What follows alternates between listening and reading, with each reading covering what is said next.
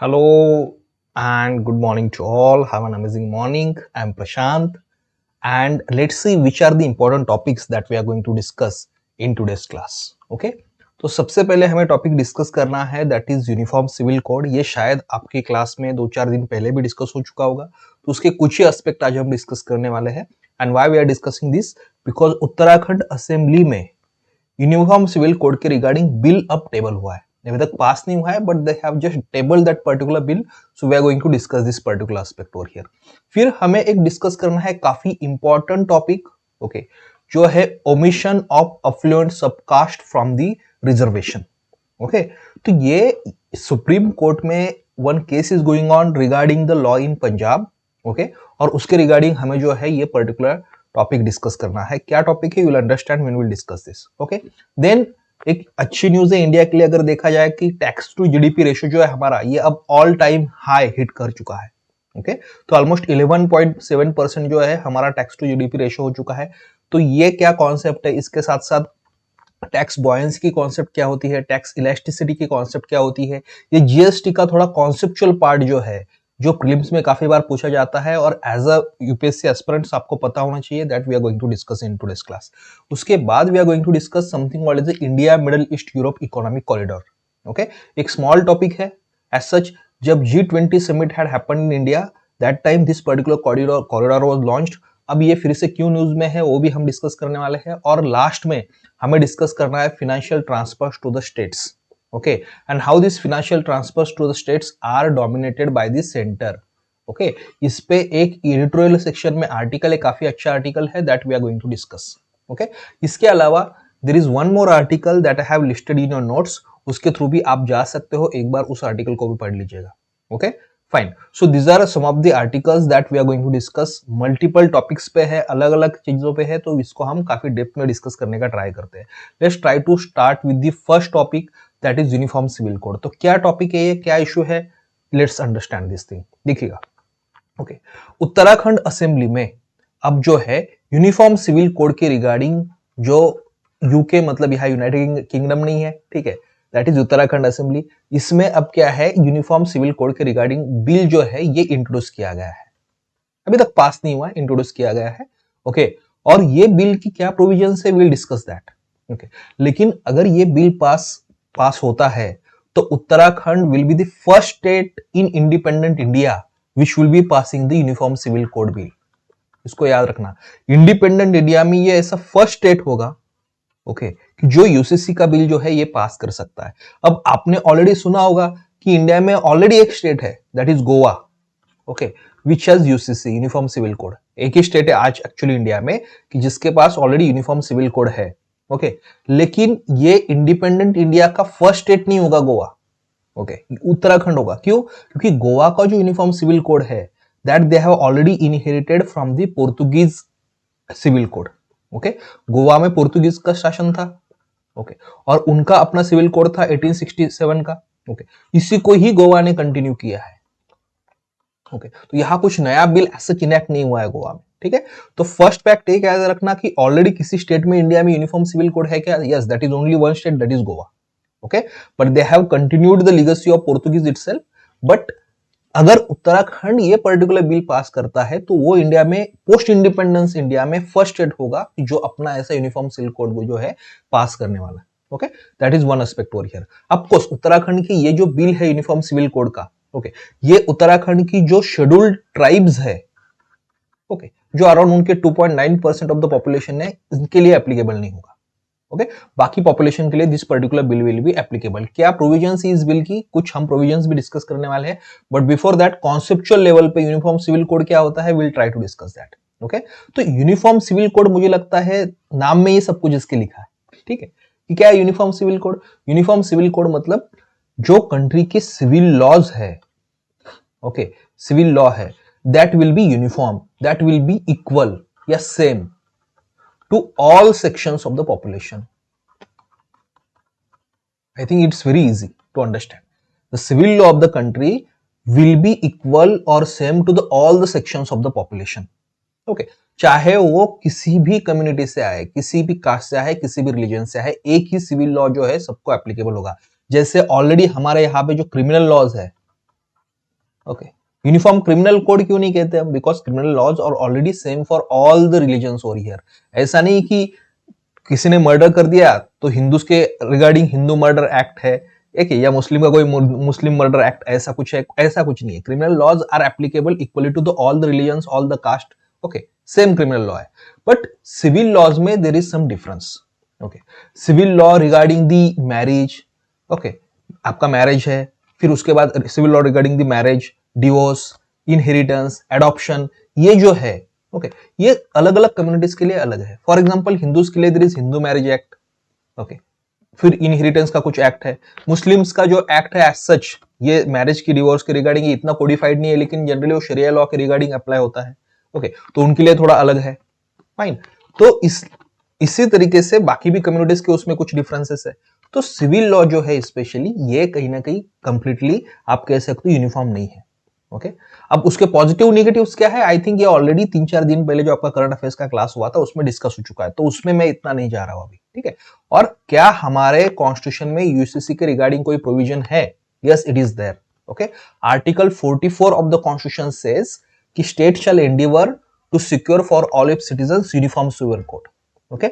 But ये article 44 हमारा directive principle of state policy का पार्ट है, ओके, फाइन। तो ये ऐसा स्टेट के रिगार्डिंग कोर्सिव प्रोविजन नहीं है, इन द सेंस दैट कि it is not a justiciable provision, कि अगर state uniform civil code implement नहीं करता है, ओके, तो उस केस में आप कोर्ट में जाके स्टेट को ये पर्टिकुलर डायरेक्टिव कोर्ट नहीं दे सकता कि आप इसको इंप्लीमेंट ही करो, ठीक है, okay. So it is not a enforceable और एज सच जस्टिसेबल प्रोविजन कि where you will go to court and ask court कि state is not actually implementing uniform civil code, ask state to implement that, okay, because it's a part of DPSP over here, okay.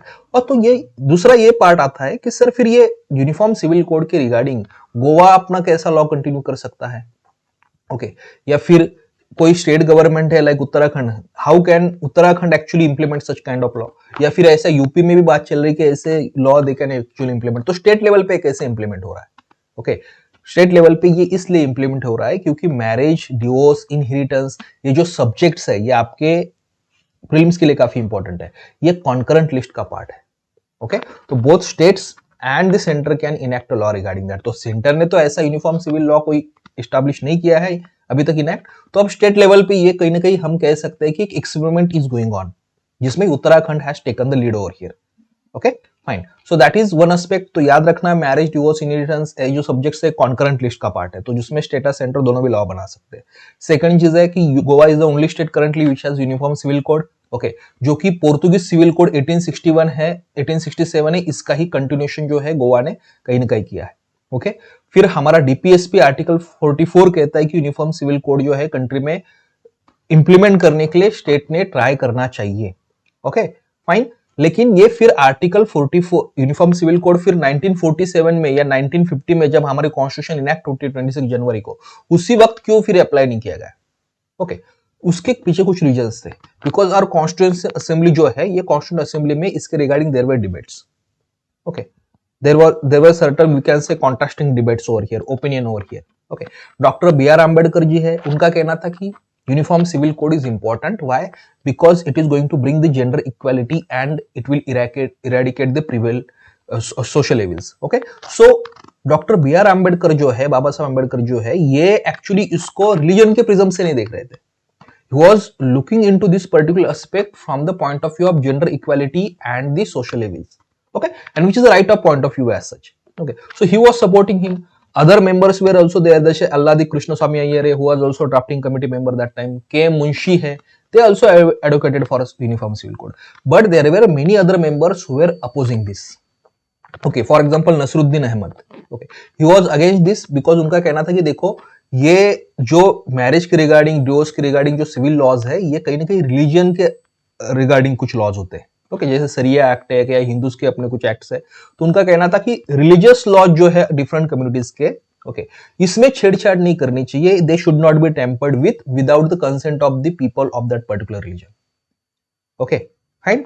तो ये दो ऐसे तरीके से view थे, इसलिए it was left to the government later कि आप इसमें अगर इंप्लीमेंट करना चाहते हो तो बाद में इंप्लीमेंट कर दीजिएगा, because there was no consensus over here, okay. That is one aspect that we should understand. But इसका डिस्कशन जो अभी हमने किया है, ये और ये एक्चुअली ये this is a very deeper topic as such, अगर देखा जाए तो यूनिफॉर्म सिविल कोड इंप्लीमेंट करने में क्या क्या इश्यूज हो सकते हैं, there are lots of issues in that, okay, from different communities, it not only about one community, ठीक है। तो उसको अगर हम एक्सप्लेन करें कंप्लीटली तो it will take up around an hour actually, okay. तो ये इन डेप्थ डिस्कशन आपको कहीं न्यूज़पेपर भी नहीं मिलता है as such, but will see sometimes if you can bring any YouTube video regarding that, this could be a very deeper topic, very interesting topic to understand, okay. चलो let's go to the next topic, that is court's remark. Court ने क्या remark किया है actually, okay, court ये कहता है कि जो सब कैटेगराइजेशन है, मतलब ओके, या फिर इसको अलग तरीके से समझते हैं। सबसे पहले first of all try to understand this particular thing, okay, कि इशू क्या है, या फिर कास्ट में जिस कास्ट को रिजर्वेशन दिया जाता है, ओके, इसमें सब कैटेगराइजेशन मतलब क्या होता है,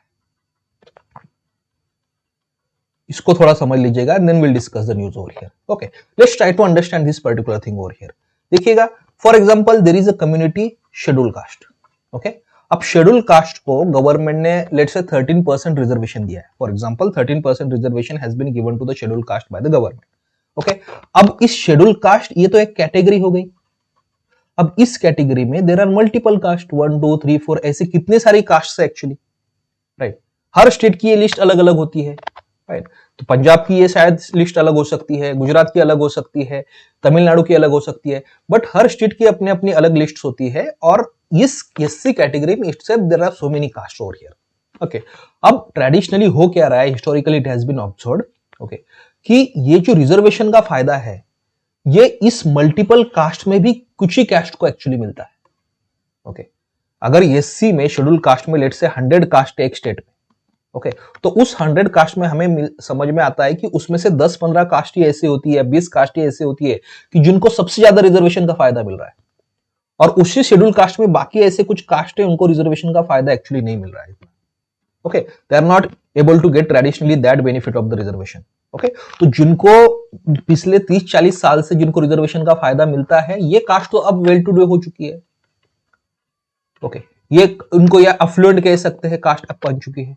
तो और उसी कैटेगरी में बाकी ऐसे कुछ कास्ट हैं उनको तो उतना फायदा ही नहीं मिल रहा है, ओके। तो यहां फिर कॉन्सेप्ट आता है सब कैटेगराइजेशन का। और सब कैटेगराइजेशन का कॉन्सेप्ट क्या कहता है कि देखिएगा, with in the category itself, जैसे एससी कैटेगरी है, इसमें भी आप और सब कैटेगरीज क्रिएट करो, okay, so that those people who could not get the benefit of reservation from that category, okay, they will be given more preference, and those who got benefit since last 450 years, उनको क्या है, उसका कम benefit मिले, okay. तो ये schedule caste, इसमें for example कोई state है और अगर उसमें 100 कास्ट है, और उस 100 कास्ट अगर है शेड्यूल कास्ट कैटेगरी में, ओके, तो उसमें से ऐसा अगर पाया गया कि 30 ऐसी कास्ट है, ओके, जिनका पॉपुलेशन तो काफी ज्यादा है लेकिन उनको रिजर्वेशन बेनिफिट नहीं मिल रहा है, ओके, तो उनके लिए फिर इस 13% से कहा जाएगा कि 70% रिजर्वेशन है, इनको ही दे दो आप, ओके। और बाकी 70 कास्ट को जो है बाकी 7% या 6% रिजर्वेशन देना, क्यों, because this have already got the benefit, this are not able to get the benefit, okay. इसको कहा जाता है subcategorization of the caste, okay. तो this is not regarding only SC और कास्ट, बट अदर जो भी cast को reservation मिलता है उसके रिगार्डिंग ये एक आइडिया है, ताकि उस कास्ट में सबको उस पर्टिकुलर इसका बेनिफिट मिले, ओके। अब what is the case in the supreme court, अब सुप्रीम कोर्ट ने इसके रिगार्डिंग अभी कोई डिसीजन नहीं दिया है, okay. There is a constitutional bench in the supreme court, 7 जजेस का कॉन्स्टिट्यूशनल बेंच है, so this is a very important case as such, okay. और ये 7 जजेस का कॉन्स्टिट्यूशनल बेंच इस सब कैटेगराइजेशन के रिगार्डिंग कुछ इश्यूज एक्चुअली जो है डिस्कस कर रहा है और उस पर जजमेंट देने वाला है, ओके। तो अब क्या केस है actually, case is regarding the Punjab schedule caste and backward classes act of 2006। तो पंजाब में एक एक्ट है schedule caste and backward classes reservation का, ओके।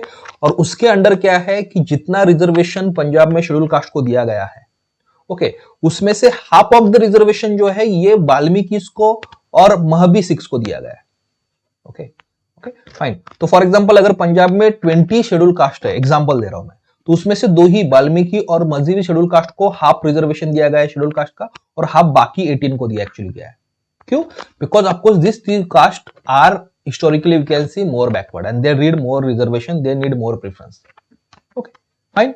तो when this was done, तो अब 2010 में क्या होता है, okay, पंजाब चंडीगढ़ जो हाई कोर्ट है, इस पर्टिकुलर लॉ को स्ट्रक डाउन करता है। Why? On two basis. First basis was, इनका कहना था कि देखो ऐसे शेड्यूल कास्ट में आपको सब कैटेगराइजेशन करना है तो ये कैटेगराइजेशन बस प्रेसिडेंट कर सकते, स्टेट नहीं कर सकते। ओके, तो who can do this categorisation? Okay, ये क्वेश्चन पे पहले सबसे पहले स्टेट हाईकोर्ट कहता है कि आप स्टेट लेवल पे नहीं कर सकते, president should do that. Okay, and that's why they struck it down. और सेकंड, यहां पे कहीं ना कहीं यहां उनका ये था, ऑब्जर्वेशन था कोर्ट का कि this goes against the equality, कि आप क्या करते हो, एक ही कास्ट में अनइक्वल रिजर्वेशंस दे रहे हो, आप किसी को प्रेफरेंस देते हो, किसी को प्रेफरेंस कम दे रहे हो। That's what you actually doing over here. So that's why this high court had struck this particular law. Okay, अब इसका केस जो है सुप्रीम कोर्ट में जा चुका है। और अपार्ट फ्रॉम दैट, अब government already, justice Rohini commission अगर आपको पता होगा कि उसके अंडर सेंट्रल गवर्नमेंट भी ओबीसी का सब कैटेगराइजेशन कर रहा है। बाकी भी स्टेट्स ने इस तरीके से अपने शेड्यूल कास्ट में सब कैटेगराइजेशन कर रखा है ऑलरेडी। फॉर एग्जांपल तमिलनाडु में भी हो चुका है कि कुछ ऐसी कास्ट है उनको स्पेशल, ओके, मतलब एससी कास्ट को कुछ ऐसे स्पेशल एससी कास्ट है उसमें उनको स्पेशल कुछ रिजर्वेशन का कोटा दिया गया है। ओके, तो इस वजह से सुप्रीम कोर्ट का कॉन्स्टिट्यूशनल बेंच जो है दैट हैज बीन कॉन्स्टिट्यूटेड, ये केस पंजाब का सुप्रीम कोर्ट में गया है। और उसमें सुप्रीम कोर्ट का जजेस का ऑब्जर्वेशन ये था कि अगर किसी कैटेगरी में कुछ कास्ट अगर ये अफ्लुएंट बन चुकी है, if they are well to do now, okay, तो maybe those caste should be excluded from the reservation. Okay, तो अगर एससी की लिस्ट में किसी स्टेट में, ओके, 20 ऐसी कास्ट की, they are only taking all the benefits of the SC reservation, so they can be excluded. Okay, और बाकी 80 कास्ट को आप जो है बाकी रिजर्वेशन कंप्लीट एससी रिजर्वेशन दे सकते हो। ओके, तो ये अभी बस ऑब्जर्वेशन है कोर्ट का। Let's try to understand this particular thing. Okay, fine. तो अब this case is going on, let's see what happens in this particular case over here. Okay, for example यहां सुप्रीम कोर्ट का observation क्या है कि for example किसी schedule caste का person है या ओबीसी पर्सन है, ऑलरेडी अगर उनके माता पिता है और वो आईएएस बन चुके हैं लेट्स से रिजर्वेशन के थ्रू, ओके, तो जिसके फादर या मदर आईएएस है, तो उनको लगता है कि अब वो तो कोई ऐसा, उनको सोशल डिसेबिलिटी उतनी नहीं रही है, इकोनॉमिक डिसेबिलिटी उनकी नहीं है इतनी। ओके, तो फिर ऐसे लोग जो है ऐसे रिजर्वेशन से हम जो है एक्सक्लूड कर सकते हैं क्या? That's what they are discussing over here. Okay, और सब कैटेगराइजेशन ऑफ कास्ट जो है इसके रिगार्डिंग, जैसे मैंने कहा कि जस्टिस जी रोहिणी कमीशन जो है, ओके, ये सेंट्रल गवर्नमेंट ने ओबीसी के सब कैटेगराइजेशन के रिगार्डिंग कहीं ना कहीं कॉन्स्टिट्यूट किया था और इसका रिपोर्ट अब इस कमीशन में सबमिट भी किया है। Okay, almost 6 years this commission had worked and it has submitted its report. तो इस कमीशन का भी क्या ऑब्जर्वेशन था? Okay, कि they had observed the jobs that are given to the OBCs in central government और उससे उनको पता चला कि 97% of the central government jobs है which are given to the OBCs. Okay, okay, उसमें से 97% of the jobs है, ये बस 25% of the OBCs have got, OBC caste have got. मतलब 25 आउट ऑफ जितनी भी कास्ट है इंडिया में, उसमें से 25% ऐसी ओबीसी कास्ट है, they are only getting 97% benefits of this reservation. Okay, और बाकी 75% ऑफ द ओबीसी कास्ट है, उनको बस 3% या 4% जॉब प्रेजेंटेशन है। ओके, तो ऐसा इशू है एक्चुअली। फाइन, तो that's why in order to address this inequalities among the schedule caste as well other caste, इस तरीके से sub categorization is important. Okay, fine, तो ये इसके नीड हमने देख लिया, लेकिन इसमें कुछ चैलेंजेस भी है देखे ऐसे सब कैटेगराइजेशन करने में। There are many challenges. First challenge ये है, ओके, कि ये शायद इनइक्वालिटी का जो प्रॉब्लम है specially in the schedule caste, ये शायद एड्रेस नहीं कर सकता है। क्यों? क्योंकि उससे पहले आपको शेड्यूल कास्ट को अच्छा एजुकेशन देना होगा। ओके, गवर्नमेंट स्कीम्स उनकी तरफ सारी पहुंचनी चाहिए, इंप्लीमेंट होनी चाहिए। आफ्टर दैट ये सब कैटेगराइजेशन का ही फायदा उनका हो सकता है। ओके, सेकंड है कि identification criteria is very difficult in this, कि क्या किस लेवल पे आप आइडेंटिफाई करोगे कि ये जो कास्ट सब कास्ट है ये बैकवर्ड है या फॉरवर्ड है। ओके, या इसको फायदा मिला है नहीं मिला है। ओके, क्या एजुकेशनल क्राइटेरिया उसके लिए रिगार्ड रखोगे आप, ये भी काफी इशू हो सकता है। इसमें क्या हो सकता है कि इंट्रा ग्रुप डिस्प्यूट भी इस पे क्रिएट हो सकते हैं। इंटर ग्रुप डिस्प्यूट मतलब क्या है कि एक ही कैटेगरी में लेट से आपने 4 कास्ट को, ओके, रिजर्वेशन में ज्यादा फायदा दे दिया, रिजर्वेशन में ज्यादा प्रेफरेंस दे दिया, बाकी कास्ट को आप कम प्रेफरेंस दे रहे हो, तो इन कास्ट के बीच में भी कॉन्फ्लिक्ट हो सकता है इस वजह से। Okay, as well as data की अवेलेबिलिटी, ये भी एक काफी इंपॉर्टेंट इशू है कि डेटा जो गवर्नमेंट का है कास्ट के रिगार्डिंग क्या एक्यूरेट है, सोशियो इकोनॉमिक स्टेटस के regarding, that is also one of the issue over here. Okay, चलो now let's go to the next topic and that topic is regarding the tax to GDP ratio. Okay, तो what is the news? The news is, और ये central government का कहना है कि in fiscal year 2000, in this fiscal year actually, okay, हमारा tax to GDP ratio जो है ये 11.7% जो है ये बन चुका है। Okay, which is all time high. Fine, so this is what actually centre is saying कि which is actually all time high. सबसे ज्यादा अभी तक टैक्स टू जीडीपी रेशियो जो है हमारा 11.7% जो है अब है। ओके, और इसमें अब टैक्स टू जीडीपी रेशियो मतलब क्या होता है? Let's try to understand this particular thing, tax to GDP ratio. Okay, तो टैक्स टू जीडीपी रेशियो से आप क्या करते हो? You basically try to calculate कि what is the percentage of tax collection, what is the tax collection as a percent of GDP. Okay, fine, तो अगर मैं कहता हूं कि ये 11.7 है, ओके, अब यहां टैक्स टू जीडीपी रेशियो में दोनों टैक्स कंबाइन होते हैं, इतना याद रखिएगा, डायरेक्ट टैक्स भी होगा आपका, इनडायरेक्ट टैक्स भी होगा। ओके, दोनों डायरेक्ट टैक्स और इनडायरेक्ट टैक्स, ओके, ये मिला के ये टैक्स टू जीडीपी रेशियो हम कैलकुलेट करते हैं। ओके, तो अगर मैं कहता हूं कि 11.7% टैक्स टू जीडीपी रेशियो है, इसका मतलब ये है, ओके, कि हमारा टैक्स कलेक्शन है, ओके, फाइन, ये as compare to GDP, with respect to GDP 11.7% actually कहीं ना कहीं है। ओके, या इसको और एक तरीके से रीड किया जा सकता है क्या, कि out of total GDP that we are having, that India has, उसमें से 11.7% ऑफ द जीडीपी है, it is contributed by the tax collection. Okay, tax collection के थ्रू से 11.7% जीडीपी जो है कंट्रीब्यूट किया जाता है। तो एज सच अगर देखा जाए तो 11, ये जो टैक्स टू जीडीपी रेशियो है इंडिया का, ये बाकी डेवलप कंट्रीज से आज भी काफी कम है।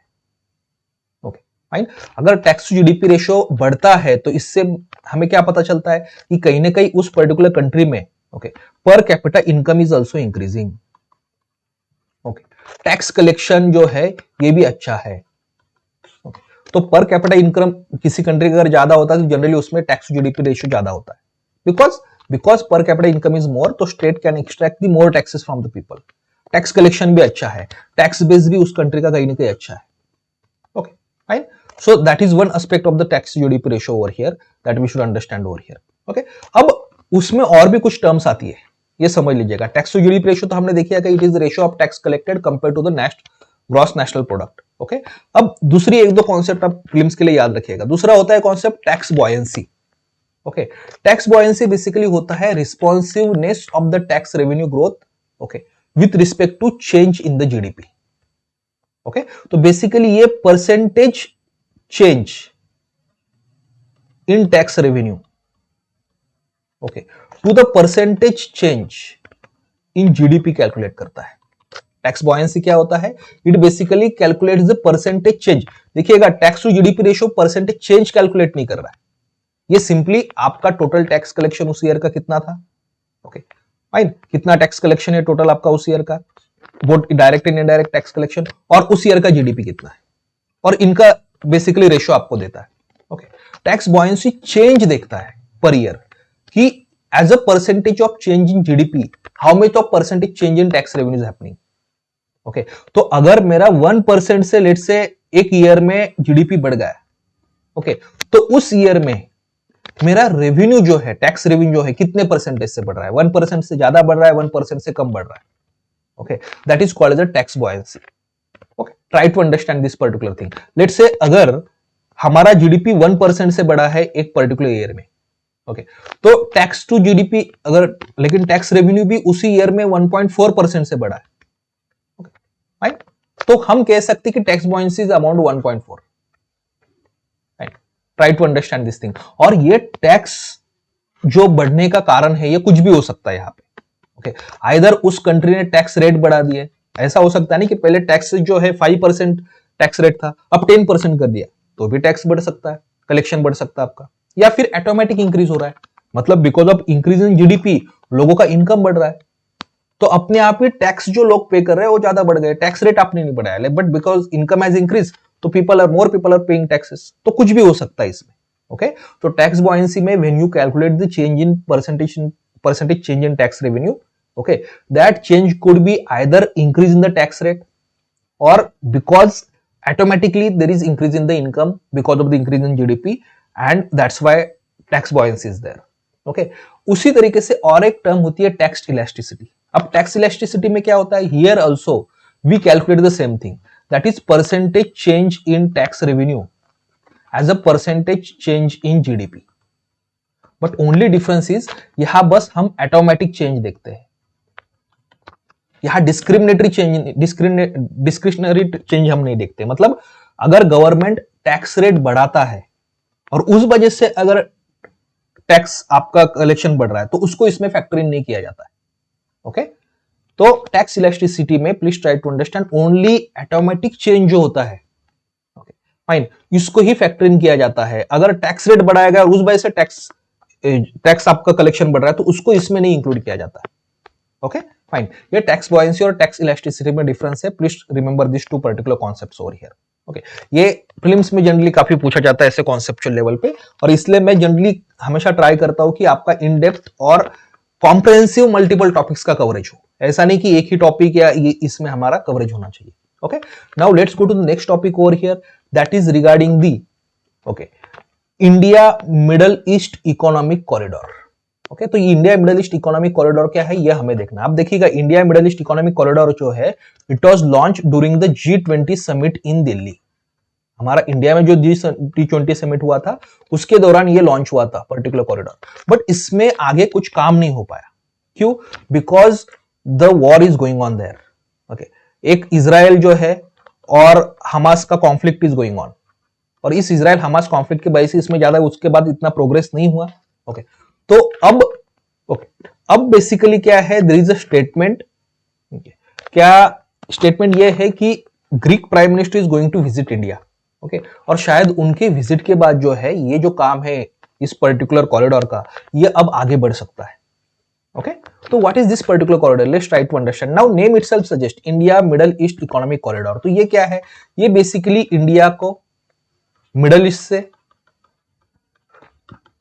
ओके और आगे मिडल ईस्ट को जो है यूरोप से कनेक्ट करने वाला कनेक्टिविटी प्रोग्राम है. I think it's very easy to understand. So India middle east economic corridor जो है it's a connectivity project where it will connect India to the middle east and further to the Europe. Okay, तो ये infrastructure project. तो फिर इसमें connectivity, सी connectivity होगी, आगे जाके रेल ट्रांसपोर्ट हो सकता है, फिर आगे जाके डेटा लिंक नेटवर्क, बाकी रोड ट्रांसपोर्ट भी हो सकता है. फिर ये कनेक्टिविटी में बस रोड और रेल ट्रांसपोर्ट ही नहीं लेकिन डिजिटल कनेक्टिविटी भी हो सकती है, डेटा लिंक्स भी कहीं ना कहीं यहां आप कह सकते हो, ब्रॉडबैंड कनेक्टिविटी वगैरह ये भी सारा किया जा सकता है. ओके, तो ये जो प्रोजेक्ट है ये G20 समिट के टाइम पे इंडिया में जब न्यू दिल्ली में था उस वक्त ये लॉन्च हुआ था. Many countries had signed the MOU that time, like India, Saudi Arabia, US, European union, UAE, France, Germany, they had signed the agreement regarding this that time. एक मेमोरम ऑफ अंडरस्टैंडिंग, फाइनल एग्रीमेंट कुछ sign नहीं हुआ था, that was actually signed that time. Okay, तो already there is a project of G7 countries that is called as a Partnership for Global Infrastructure and Investment, PGII. Okay, तो इसी का ये part होगा ये particular project India middle east economic corridor. Okay, इस partnership का ये part होगा, इसको भी थोड़ा याद रखना, पूछा जा सकता है. तो दो चार चीजें होगी इसमें जो पूछी जा सकती है प्रीलिम्स में भी कि when it got launched. Okay, या फिर इसमें MOU कब साइन हुआ, अभी कंप्लीटली एसेट्स लॉन्च नहीं हुआ तो MOU देयर न्यू दिल्ली में. Okay, when G20 summit was there. ये PGII का ही एक पार्ट है. ओके, इसमें रेल शिपिंग की नेटवर्क सही as well as energy cable, data link से बाकी भी एस्पेक्ट इसमें हो गए. बस ऐसा नहीं कि बस ट्रांसपोर्ट कनेक्टिविटी इसमें. ओके, तो इस कॉरिडोर के there will be two parts. Okay, एक को कहा जाएगा ईस्टर्न कॉरिडोर. ओके, ये जो टोटल कॉरिडोर है उसमें एक कॉरिडोर होगा जिसमें कहा जाता है ईस्टर्न कॉरिडोर. ईस्टर्न कॉरिडोर मतलब क्या है कि ये इंडिया को कनेक्ट करेगा आगे आपके मिडिल ईस्ट के साथ, मतलब अरेबियन पेनिनसुला के साथ. ओके, और उसके बाद का जो कॉरिडोर है इसको कहा जाता है वेस्टर्न कॉरिडोर, जो बेसिकली अरेबियन पेनिनसुला के आगे कंप्लीट यहां कनेक्ट करेगा यूरोप को. ओके, तो इसको सब कैटेगराइज किया गया है इस तरीके से दो कॉरिडोर्स में. ओके फाइन, तो इसमें sea route, land route, railway transport ये सब कुछ हो सकता है. इसके एडवांटेजेस क्या है, basically multiple advantages are there. Okay, first of all इससे ट्रांसपोर्ट फास्ट होगा, ट्रांजिट फास्ट होगा तो कॉस्ट रिड्यूस होगी, ग्रीन हाउस गैस इमिशन ये कम होगा. ओके, फिर फास्ट होगा तो आपको टाइम कम लग सकता है। ओके, जैसे इंडिया जो करंट शिपमेंट करता है अपनी टुवर्ड्स यूरोप, तो ये होती है थ्रू यहां रेड सी और फिर आगे सुएज कैनाल के थ्रू होती है। This is the route actually current. Okay fine. तो अगर ये रूट अवॉइड करके अगर इंडिया यहां इस तरीके से अगर ट्रांसपोर्ट करता है from India to directly Arabian peninsula to Mediterranean sea से आगे यूरोप तक, तो इंडिया का ऑलमोस्ट 40% टाइम जो है ट्रांसपोर्टेशन में बच सकता है। 40% लेस टाइम में that transit can happen over here. Okay fine. और इसमें इंडिया का भी काफी बड़ा फायदा है कि ओवरऑल ग्लोबल कॉमर्स में हमारी कनेक्टिविटी बढ़ेगी, सप्लाई चेन जो है एक प्रॉपर क्रिएट हो सकती है, डिजिटल कम्युनिकेशन। ओके, ये अच्छा इंपॉर्टेंट हो सकता है। ओके, तो ये हुए कुछ इकोनॉमिक एडवांटेजेस इसके, एनवायरमेंटल एडवांटेजेस के, लेकिन इसमें जियो पॉलिटिक्स भी काफी बड़ा है। ओके, यूएस जो है स्पेशली इस कॉरिडोर में काफी इंटरेस्टेड है। Why? Because it wants to counter China. Okay, US के ट्रेडिशनल एलिज है, सऊदी अरेबिया है, यूएई है, इसके ऑलरेडी क्लोजर जा रहा है चाइना। ओके, और चाइना की भी अपना one belt one road initiative है, इसके through it is actually trying to influence many countries. तो उसको काउंटर करने के लिए यूएस इसमें इंटरेस्टेड है कि ऐसा कोई प्रोजेक्ट यहां बनाया जाए। Okay fine, so that's a very important thing over here.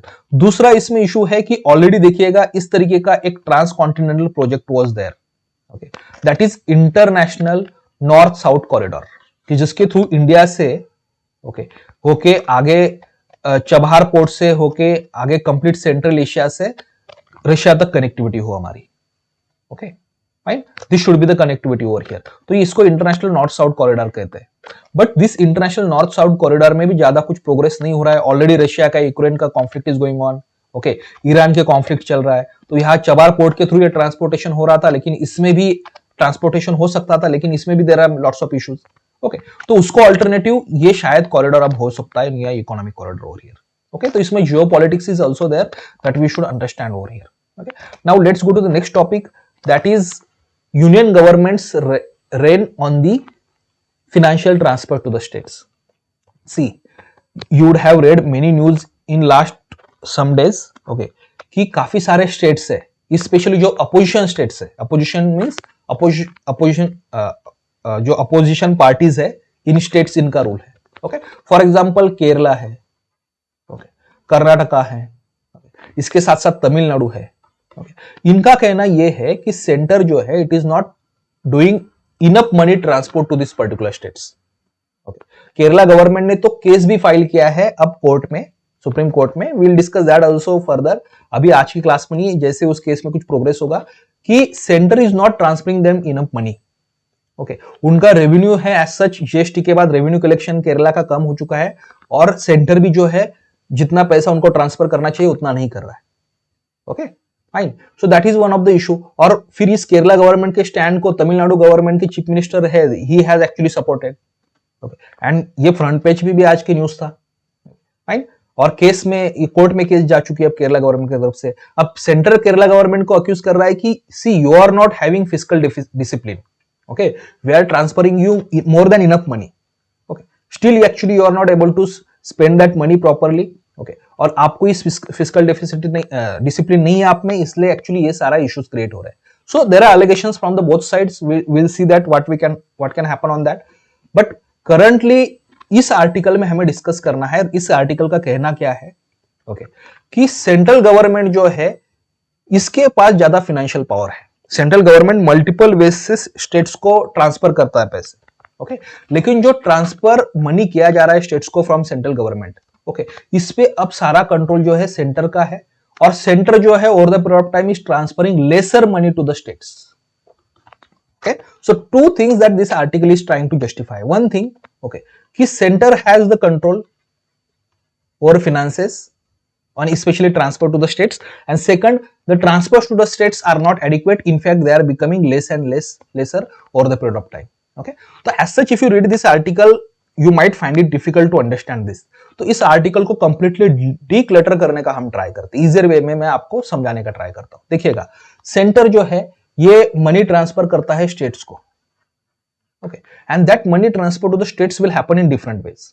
Okay, एक वे होता है tax devolution through the finance commission, okay, multiple finance commissions के रिपोर्ट्स होते हैं, और उस रिपोर्ट के थ्रू, ओके, फाइनेंस कमीशन जो है अपने आर्टिकल 280 के अंडर, ओके, सेंटर को रिकमेंड करता है, ओके, कि how much of its next tax revenue to be transfer to the states.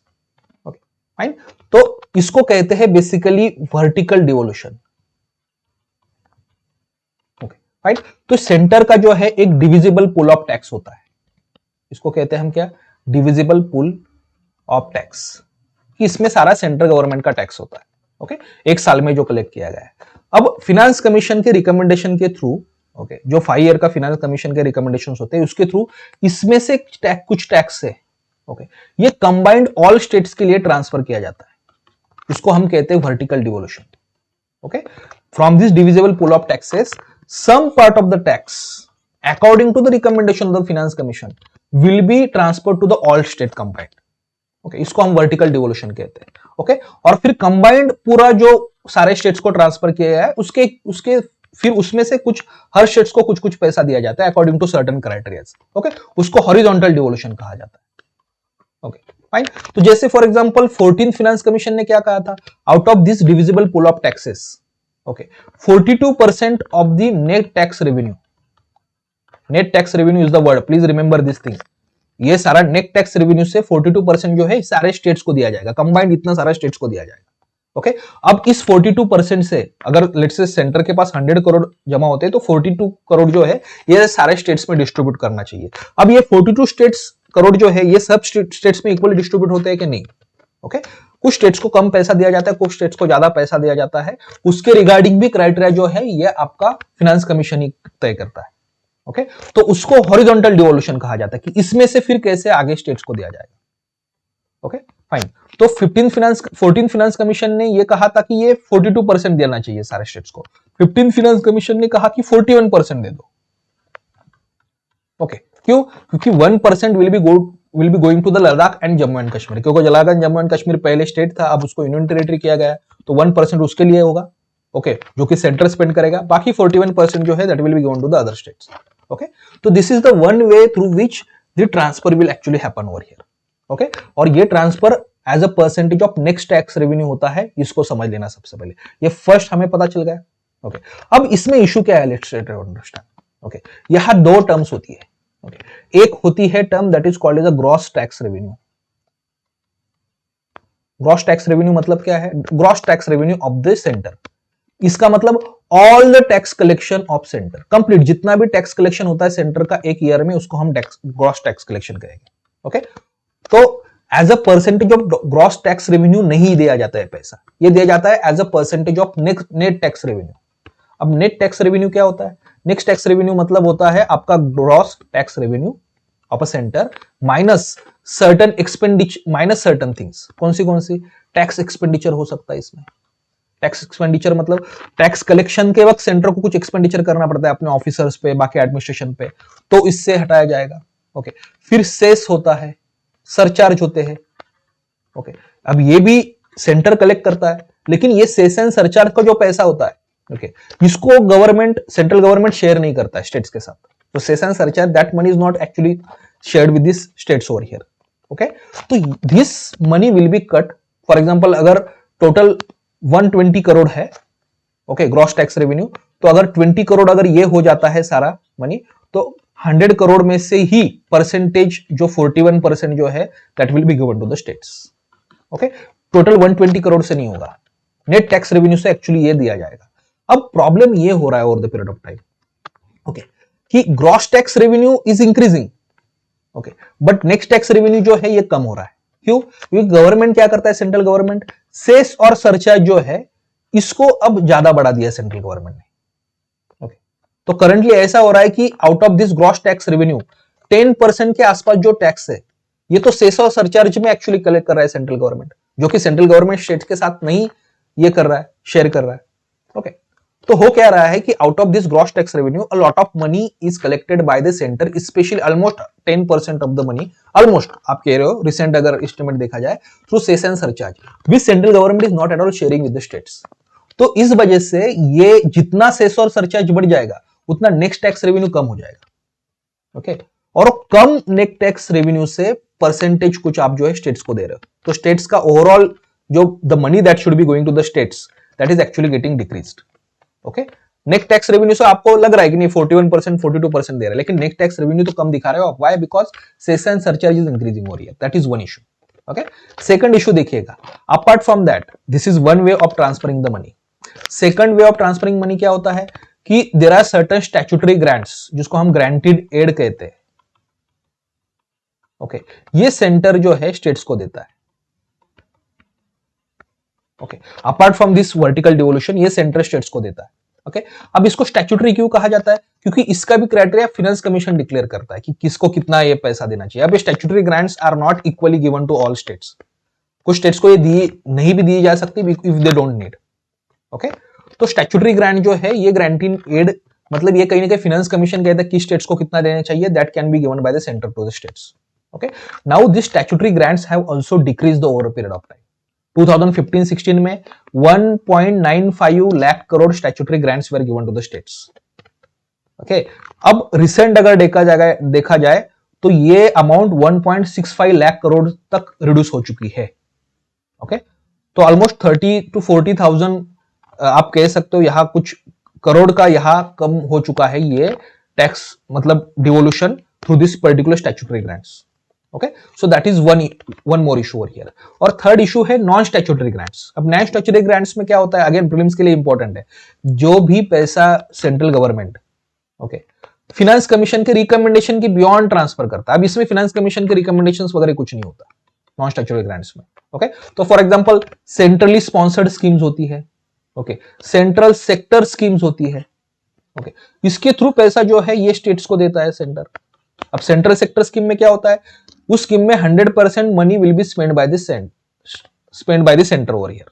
Okay, चलो, तो ये तो एक हो गया। सेंट्रली स्पॉन्सर्ड स्कीम में क्या होता है कि some money will be given by centre for a scheme and some money states have to contribute. अब यहां भी इशू हो जाता है क्या कि अगर गवर्नमेंट, सेंट्रल गवर्नमेंट काफी सारी सेंट्रली स्पॉन्सर्ड स्कीम्स यहां कहीं ना कहीं आप कह सकते हो इंप्लीमेंट कर रहा है, ओके, तो उसमें let's say central government is giving 60% money and they are asking states that you also contribute 40% money in that। इसमें प्रॉब्लम ये होता है कि not all states will be able to contribute this 40% money।